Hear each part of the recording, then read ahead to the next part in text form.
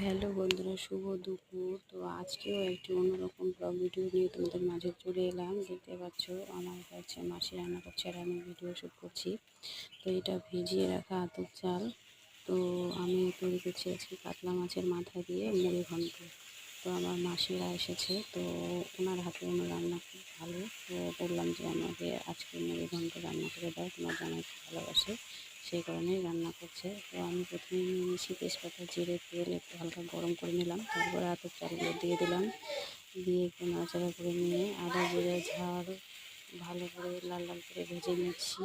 নেওয়ার পরে যে দেখতেই পাচ্ছ কাতলা মাছ সঙ্গে রয়েছে, মাছের মাথা দিয়ে আমি মুড়ি ঘন্ট করি। আমি করছি না, আমার মাসিমণি করছে মুড়ি ঘন্ট।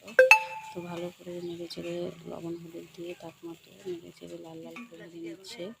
ভেজে নেওয়ার পর হালকা করে জল দিয়ে দিল। জল দিয়ে তারপরে মাছের মাথাগুলো দিয়ে দেবে। এই যেটা আমার মাসি হয়, রান্না করছে, খুব ভালো রান্না করে। তো সেই কারণে আমি বললাম, মাসি এই রান্নাটা আজকে তুমি করো। তো মাছের মাথা দিয়ে দেবে। এখন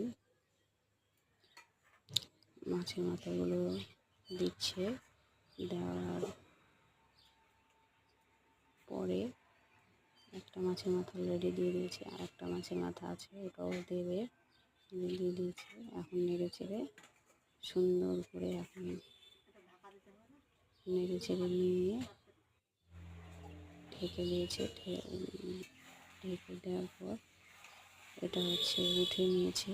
তো এইভাবেই নাড়াচাড়া করে তৈরি হয়ে গেছে মুড়ি ঘন্ট। তারপরে চিনি দিয়ে দিয়েছে, কাজু বাদাম কিশমিশ দিয়ে দিয়েছে।